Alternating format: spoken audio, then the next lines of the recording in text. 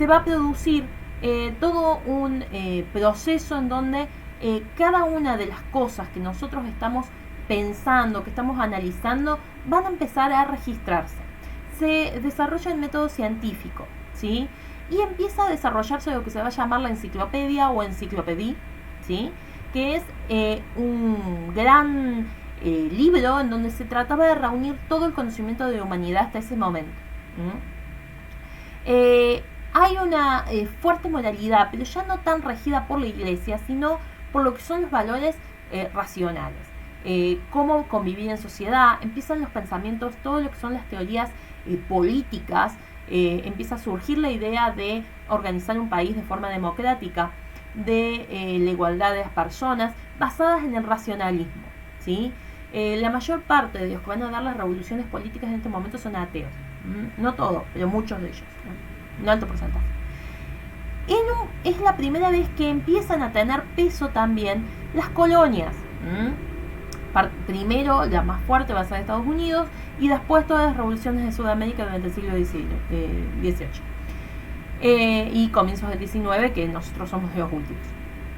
Entonces, en ese proceso de volver hacia la razón, una de las cosas que se hace es volver hacia el mundo clásico. ¿Se acuerdan cuál era el mundo clásico? Cuando yo decía clásico, sí, momento clásico. ¿Cuál era?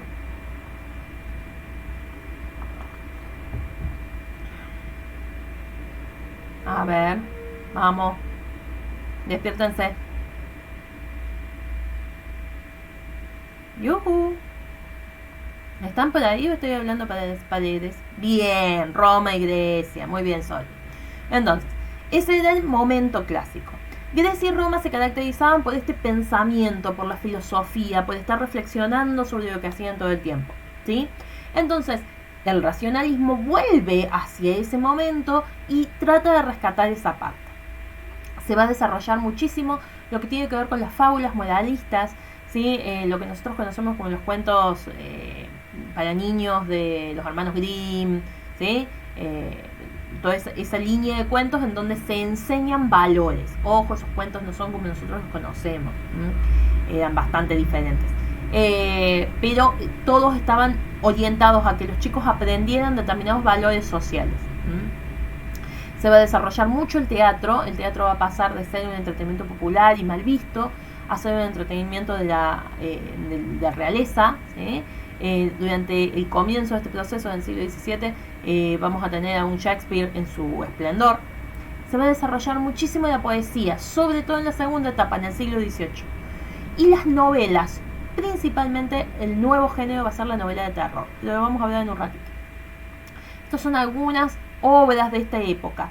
Y miren que todas tienen algo en común, ¿sí? Esto de Robinson Crusoe, de investigar, de aprender cómo hacer cosas y no estar pensando en que Dios me va a robar de la isla.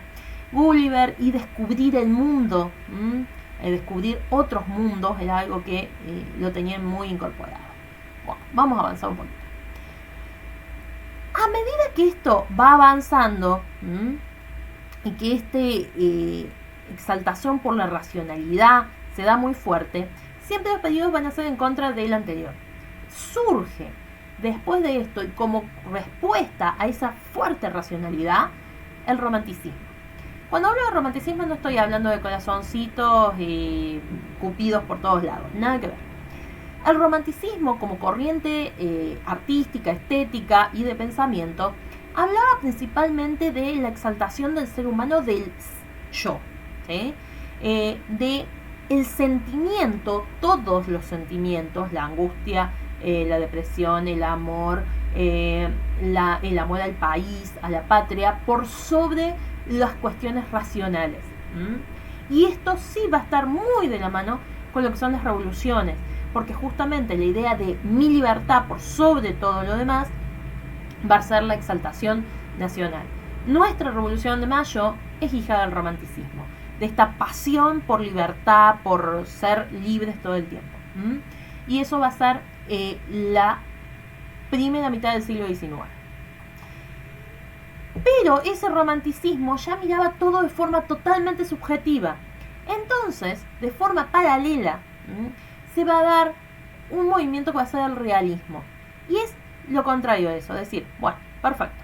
El romanticismo es exaltar toda la natural, el yo, lo que yo puedo hacer, lo que yo valgo, mi propia libertad. El realismo es mirar las cosas ya no de forma subjetiva, es mirarlas tal cual están, ¿sí? Con un gran afán de lograr una objetividad. Lo hemos hablado muchas veces, la objetividad total no existe, pero ellos sí tenían esa intención de lograr la objetividad y de valorar lo que pasa a su alrededor. Bueno, ese sería un poquito, en resumen, lo que pasó con los tres periodos. Vamos a ir metiéndonos en cada uno. Primero, vamos a finales del siglo XVII y durante todo el XVIII, el arte neoclásico, el siglo de las luces. ¿Qué es lo que va a pasar en el siglo XVIII? Primero va a surgir la ilustración. Esta ropa es la característica del siglo.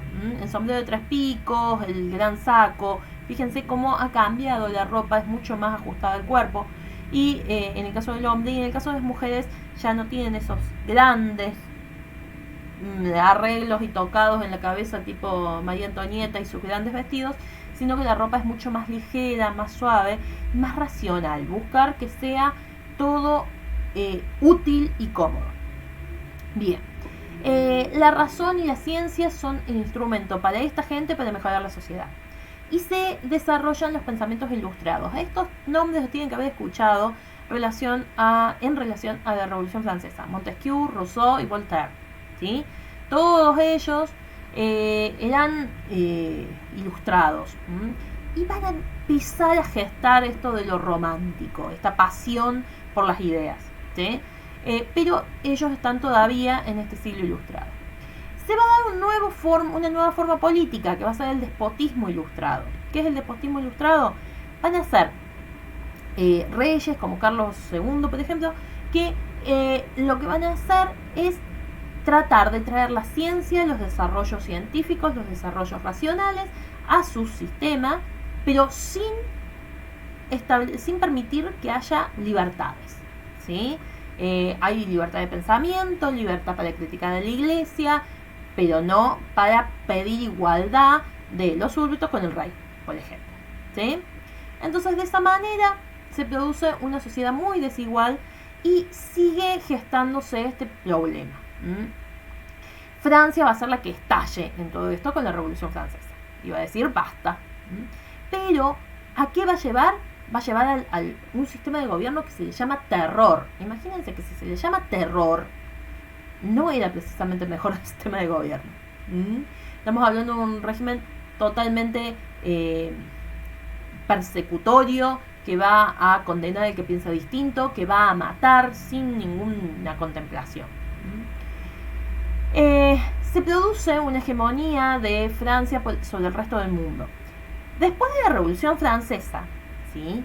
Francia va a empezar a crecer poco a poco, pero no tenían un gobierno que lo pudiera manejar todo eso. Y va a aparecer un personaje desde el ejército que va a decir, y yo les puedo ayudar. Y ese personaje es Napoleón. Entonces Francia, de haber cortado la cabeza de un rey, tenido un poder totalmente déspota y que realmente va a ser muy difícil de manejar, como es en la República del Terror, va a llegar a establecer y a permitir que Napoleón se nombre emperador y empiece la conquista de toda Europa, ¿sí? Bueno, hay muchos documentales específicamente sobre Napoleón, si les interesa, están muy interesantes, pero era un tipo con una visión de unificar a toda Europa bajo su dominio. Y si no era bajo su dominio, bajo el de su familia. Entonces agarró y empezó a casar con las distintas coronas de los países a familiares de él. Así que en un determinado momento hay Napoleones en prácticamente todas las cortes.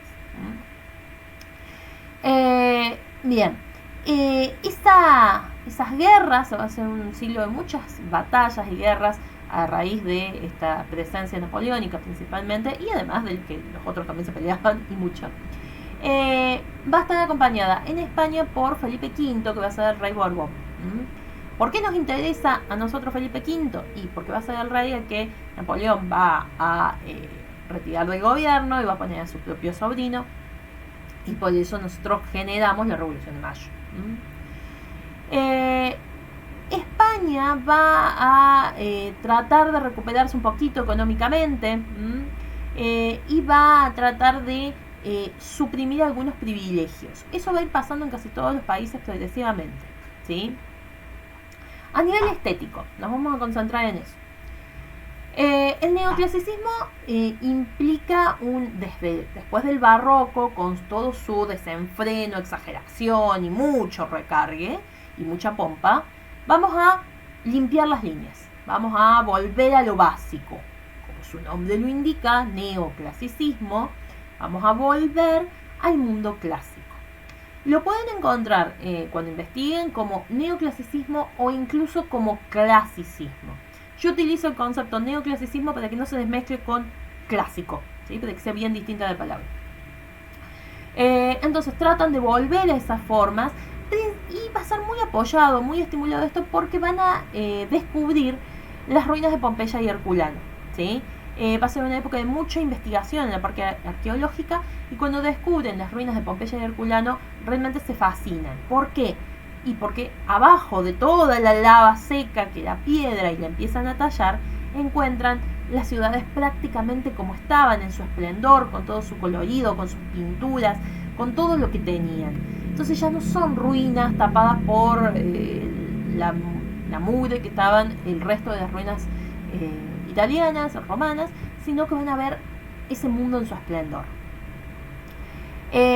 Surgen lo que se llaman las academias, que ya habían empezado a partir del Renacimiento, pero se van a consolidar en esta etapa y van a tratar de respetar ese mundo clásico, todo lo que era el Partenón y demás, y evitar los excesos que genera el barroco, súper decoración, adornito, chiquitito, cada vez más, ¿sí? Los van a limpiar esos excesos. El rococó en Francia había sido algo que además se asociaba políticamente al viejo régimen, a los reyes absolutistas. Entonces directamente se elimina toda esta gran pompa y decoración. Ojo cuando miren las películas principalmente, se elimina, no significa que lo nuevo que producen no va a ser así, pero no pueden tirar abajo lo que ya había, ¿sí? Es más, Francia, a pesar de todo el lío de la Revolución Francesa, preserva Versalles hasta el día de hoy, y es un lugar de muchísimo turismo y que les lleva muchísima plata de ingresos. Entonces ellos preservan muchas de esas cosas, no es que desaparezcan, sino que lo que se produce nuevo va a ser en otro sentido. Es un movimiento, ay, qué feo que me quedaron esos colores. Bueno, es un movimiento que se va a expandir a toda Europa, pero va a nacer principalmente en Francia. Bien, dentro de las formas de difusión van a ser la extensión de las escuelas de bellas artes. En todos los países se empiezan a establecer las escuelas de bellas artes, generalmente dependientes de los reyes, al modelo de lo que había sido durante el Renacimiento, durante el Barroco, las escuelas francesas de bellas artes, ¿sí? Esta es la escuela española. Fíjense un detalle en esta construcción. En vez de todo el recargo que tenían las construcciones barrocas, tenemos un montón de ventanas todas iguales. Bueno, esto se da porque después de que había habido una serie de, principalmente en Portugal, se da que había habido un temblor y un tsunami había destruido media ciudades, un desastre, había que reconstruir. Y cuando se da ese proceso de reconstrucción, había que reconstruir rápido. Entonces establecen por primera vez el sistema de producción en serie de las ventanas. Ya no había un artesano haciendo cada ventana, entonces le hacía una de 1,5 metros, el otro de 1,5 metros, el otro de 1,23 metros. No, las hacemos a todas iguales. Entonces las podemos producir rápidamente. Por eso vamos a encontrar en estas líneas clásicas que se ve que es un sistema muy productivo y muy fácil. Entonces todas las ventanas miden exactamente lo mismo, están ubicadas de la misma manera y se las puede producir en serie. Si tienen dudas o preguntas, váyanmelas haciendo, que los siento muy callados. Bueno, se van a producir muchos avances científicos de todo tipo. Es una época en donde la razón va a incluso a regular la forma en que se pinta. Se establecen principios racionales y matemáticos para dividir las estructuras, para poder ver cómo y dónde distribuyo en la composición cada una de las cosas que voy a pintar o la forma en que voy a desarrollar los edificios. Y la burguesía en este periodo va a ser muy fuerte. Se había desarrollado en la Edad Media, se había consolidado en el Barroco, principalmente en las zonas protestantes, y acá va a ser la época en donde todas las casas reales van a estar en problemas, en crisis, va a haber muchísimas revoluciones impulsadas básicamente por los burgueses, entre ellas las revoluciones de las colonias americanas. En Estados Unidos, por ejemplo, la revolución la van a impulsar las burguesías americanas. Bueno, esto está como muy extenso, lo vamos a ir avanzando un poquito. ¿Dudas o preguntas hasta acá? ¿Alguna cosa? Chicos, ahora se supone que no tengo delay, así que tendrían que contestarme un poquito más rápido. Bien. Bueno. Bien. Entonces. Ok. Desde el punto de vista histórico, el neoclasicismo va a ser un proceso en el que vamos a estar tratando de pasar desde ese antiguo régimen de reyes muy absolutistas, muy controladores, hacia algo nuevo que todavía no estaba muy claro qué formato iba a tener. Se empiezan a desarrollar las ideas de la democracia, surgen las ideas del capitalismo y también surgen las ideas del socialismo, ¿sí? Entonces están como todas estas ideas dando vueltas y no se sabe muy bien hacia dónde vamos a ir. Los primeros en organizarse, principalmente porque no habían tenido una organización previa, van a ser los Estados Unidos con su revolución, ¿sí? Y es muy gracioso y muy irónico, es una etapa muy contradictoria. El que apoya la revolución americana va a ser Luis XVI, el último rey absolutista de Francia. Le va a mandar tropas, le va a mandar barcos, le va a mandar armas a los americanos para que se rebelen contra Inglaterra. Y cuando los americanos van a Francia con sus embajadores, entre ellos Jefferson, a hablar y parlamentar con el rey francés, ven todo la forma en que vive en Versalles, y para los americanos que querían algo totalmente distinto, eso era un choque que no se entendía muy bien. E incluso ellos van a empezar a distribuir sus ideas en Francia, que van a ser las que estimulen también, unas son como retroalimentadas, los americanos se alimentan de las ideas que están gestándose faltan muy poquitos años para la Revolución Francesa, y a su vez los franceses se alimentan de estas ideas de un nuevo mundo que no tenía reyes, ¿sí? Entonces como que uno se alimentan del otro y surgen estas revoluciones. Empiezan a establecerse métodos para todo, tanto para pintar como para la ciencia. Y la duda va a ser fundamental. De todo se duda, de la iglesia, de la razón. Entonces, a través de la razón se trata de buscar llegar a la verdad. Otro dato importante acá es que van a aparecer los periódicos.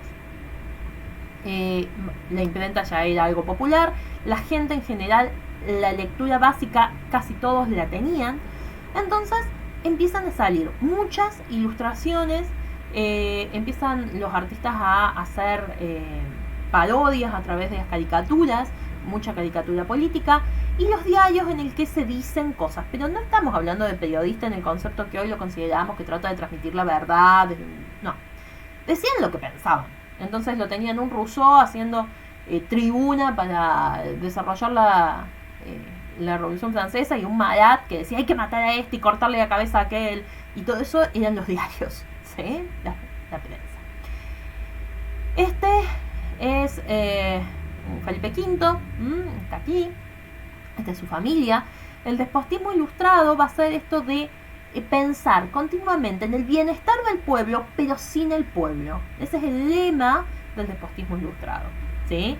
Que va a ser el sistema de gobierno que van a adoptar casi todos las realezas en ese momento. Había muchas revoluciones, entonces bueno, vamos a tratar de darles mejores condiciones a los trabajadores, mejores condiciones a los burgueses, pero no te dejo gobernar. Esto va a dar después, sobre el final del siglo XVIII, las monarquías parlamentarias como la inglesa, ¿sí? La enciclopedia de la que les hablaba hace un rato, tratando de resumir todo el conocimiento que había de ciencias, artes y oficios, una obra titánica, ¿sí? Su creador en Francia va a estar incluso en la cárcel mucho tiempo porque justamente esto había sido muy perseguido por la Inquisición. La última parte de la Inquisición ya se está diluyendo en sí misma, pero se prohibió en muchos países y por eso se lo persigue.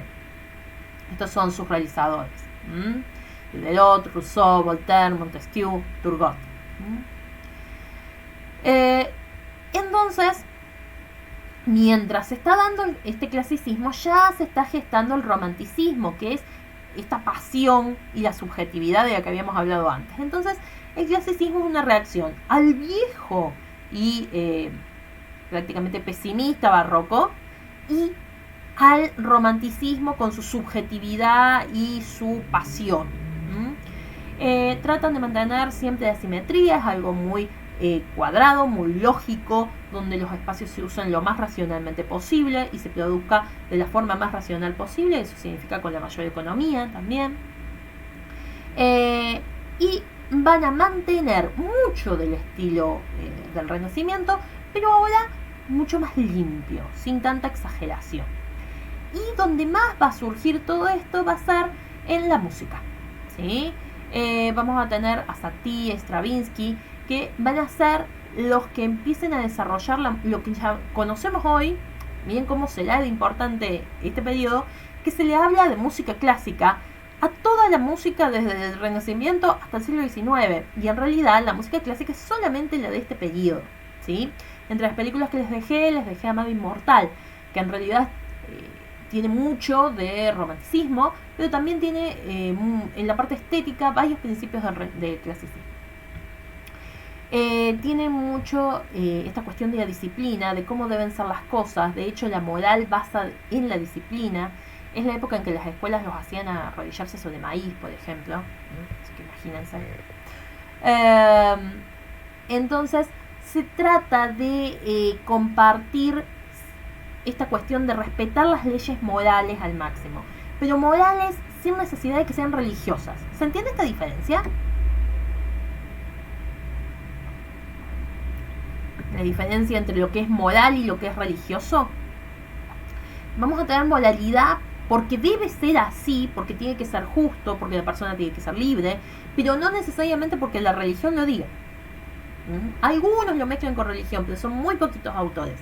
La mayoría lo piensan desde lo racional, nada más. Por ello, el arte debe ser una síntesis entre lo bello, lo atractivo, lo cual implicaba simetría, composición, equilibrio, todo lo que me venimos estudiando desde cuarto año, y lo útil. Hacer arte por adornito nomás, como el barroco, no.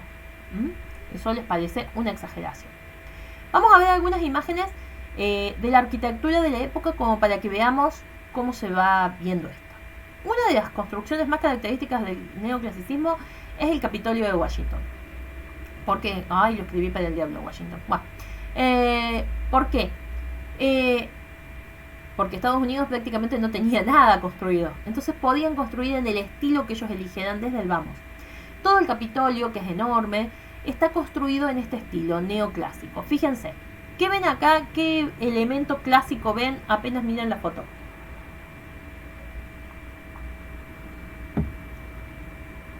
A ver, en arquitectura, ¿cuál es el elemento clásico? Exacto, Lourdes, las columnas. Por todos lados, cientos de columnas, ¿sí? Pero también está la parte racional. Entonces, si ustedes le trazan una línea acá, ¿ven el cursor? Por cierto, no sé si se está viendo. Estoy manejando el cursor y no sé si se ve. ¿Sí? Bien. Si ustedes trazan una línea acá, por el medio, tiene exactamente lo mismo de un lado y del otro. Es totalmente equilibrado, ¿sí? Totalmente racional. Esto se construye con una función política y cada espacio tenía esa función. Exacto, totalmente simétrico. Esta cúpula es donde sesiona el Congreso. Bueno, ahora hay un par de museos ahí. Y de los dos lados tenían las alas donde estaban las oficinas. Lo mismo en los congresos de prácticamente todo el mundo. Son todos de este siglo. La mayoría de los edificios públicos en Buenos Aires, nuestro congreso, nuestra Casa Rosada, también están hechos en estilo neoclásico, si bien es un poquito posterior. América todavía está en el barroco americano en este periodo, ¿sí? Están construyéndose las catedrales, las iglesias, ¿sí? Nosotros estamos siempre un siglo atrasado, hasta hace 20 años, estábamos siempre un siglo atrasado en las tendencias artísticas. Pero en Europa se estaba construyendo estos congresos, nosotros los vamos a construir en el siglo XIX, finales del XIX, casi comienzos del XX, con estas grandes columnas. Fíjense que esto es una adaptación del Partenón, hasta el frontispicio de arriba con todos los detalles y las esculturas, ¿sí? Mucho utilización de los elementos clásicos, principalmente la columna, ¿sí? Se van a tomar incluso para las casas. Si ustedes miran en Capilla, hay varias casas de este periodo, de finales del siglo XIX, que tienen estas grandes columnas que son copia, ¿sí?, del estilo clásico. La decoración es más bien sencilla, se decora mucho con los escudos de las familias para representar de quién es, ¿sí? Y mucho la decoración floral, que eso lo deben ver en general en las construcciones, siempre hay como florcitas pintadas o motivos de ramas, de enredaderas, todo ese tipo de cosas. Bueno, esto es la Universidad de Virginia. En la Universidad de Virginia, paréntesis aparte, hay una escultura a Sarmiento, ¿sí?, que es un representante propio de esta época, amante de la pasional, como van a ser los románticos, pero amantes del conocimiento, de la ciencia, del saber. Fíjense, de nuevo, un equilibrio perfecto, columnas en el frente, mucho blanco. Recuerden que para ellos el antiguo Roma era todo blanco, no tenía colores, porque las ruinas que ellos habían visto eran blancas. Las grandes esculturas arriba, pero estas esculturas individuales, ¿sí?, mucha repetición, mucho ritmo, en donde iban construyendo. La Puerta de Brandenburgo, en Alemania, ¿sí?, es de lo máximo en estas representaciones. Fíjense la cantidad de columnas, y de alguna forma estaba tomando los elementos clásicos, y acá arriba, sacándole la hermosa águila, acá arriba tenemos que el águila se agregó después, por eso os digo, esta representación de la victoria, que es muy típicamente romántica. Francia, también tenemos el Teatro Odeón, también con el mismo estilo. Fíjense que no sé quiénes conocen Buenos Aires, pero siempre se habla de Buenos Aires como la París de Latinoamérica, justamente por esto, porque tenía muchísimos de estos edificios en sus calles más viejas, estamos hablando de las calles principales, y justamente recuerdan mucho a lo europeo por el clasicismo en sus construcciones, y después el Art Deco, que lo vamos a ver en un tiempo. Las iglesias se van a decorar por dentro, pero de una forma mucho más sobria que en el barroco. Sacamos mucho el dorado, ¿sí?, y dejamos mucho la luz y el blanco. Se empieza a decorar con más pinturas y menos dorado. Otra construcción típica de esta época va a ser el Arco del Triunfo. Toman los elementos de la época clásica y la vuelven a construir, ¿sí? El Capitolio ya lo había puesto, lo puse 2 veces. Vamos más adelante, el Museo del Prado en España, ¿sí? Son todas construcciones. Incluso fíjense qué tipos de construcciones hay. Mucha construcción pública, pocas iglesias. Las iglesias se construyen más en los periodos anteriores. Ahora ya empezamos a construir más edificios públicos, museos, capitolios, grandes edificios de congresos, ¿sí? Entonces empezamos a pensar más en lo que la gente necesita y ya no en lo que la sociedad estaba. Dentro de las catedrales, que algunas se construyen en este estilo, son pocas, pero hay algunas. Fíjense esto en relación a lo que habíamos visto en el barroco. Primero, el frente con columnas romanas.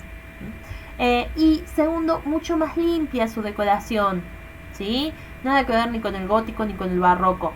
Observan que tienen las paredes limpias, el reloj, poca decoración, y la decoración era más bien interna. ¿Qué pasa en la escultura?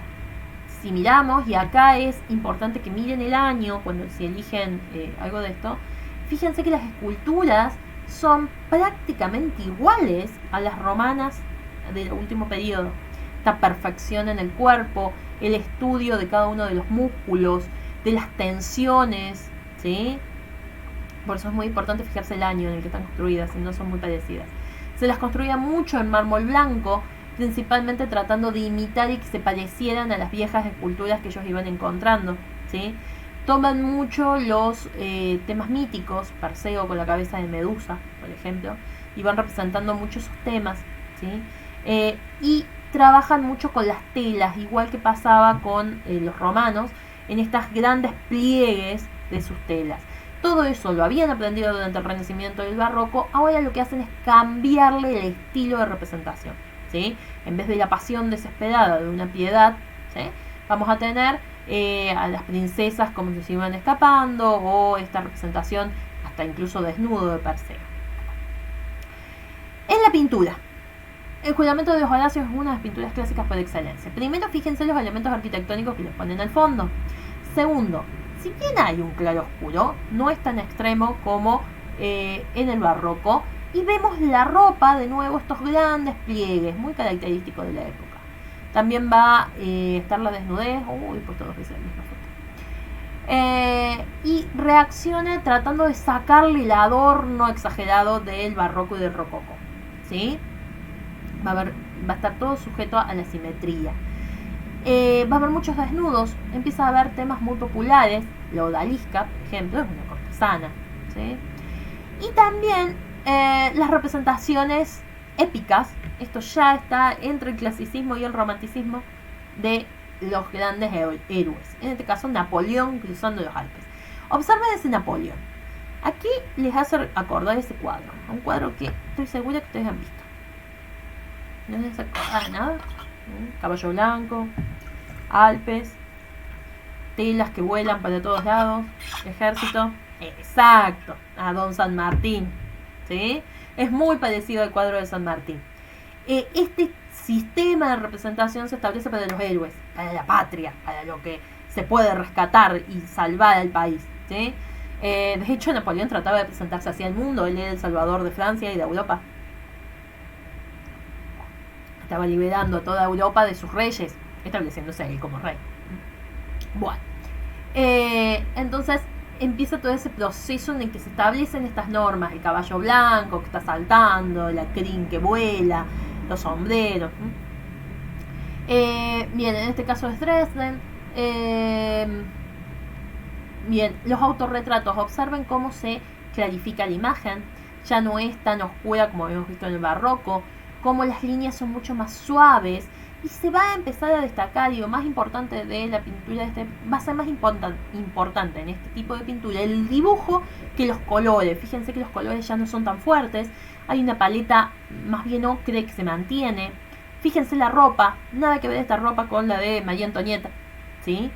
Es una ropa lánguida, muy sencilla. Fíjense este reclinatorio en el que está, que es un mueble típicamente romano, en donde se rescata también esa cuestión de lo clásico, ¿sí? Mucho la desnudez, Cupido y Psique, temas que no se podían pintar antes, porque como justamente son el paradigma de la lujuria, ¿sí? Cupido y Psique juntos, cuando Cupido se une a Psique, hace que Psique se pierda la razón por el amor, la locura por el amor. En este caso también, fíjense cómo casi todos tienen esto del reclinatorio romano, de las telas, de la posición, de la elegancia, el cabello recogido muy pequeño, sin el gran tocado, la ropa muy lánguida, mucho de la desnudez va a estar muy presente. En algunas obras, principalmente americanas, esto es de Nueva York, van a tener todavía algunas presencias de un traje un poco más exagerado, principalmente en lo que tenían que ver con la ética protestante. Recuerden que los protestantes tampoco estaban de acuerdo con la desnudez, entonces se va a mantener esto. Va a ser la época de mujercitas, ¿sí? de la representación de mujercitas, y la época en donde la música va a dar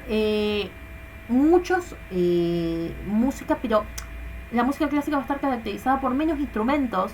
En vez de tener 500 orquestas atrás, como va a ser un Mozart, vamos a tener un piano solo tocando una larga parte de la pieza, o un violín, ¿sí?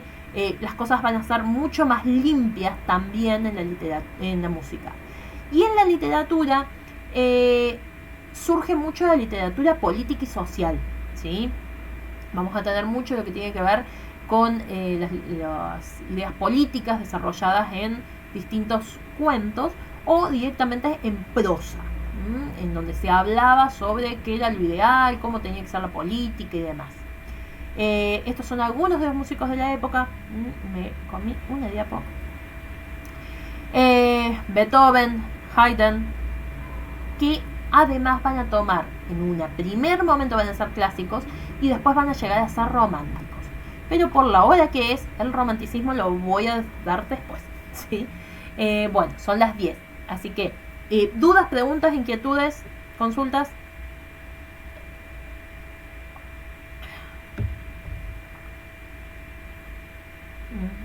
¿No? Bien.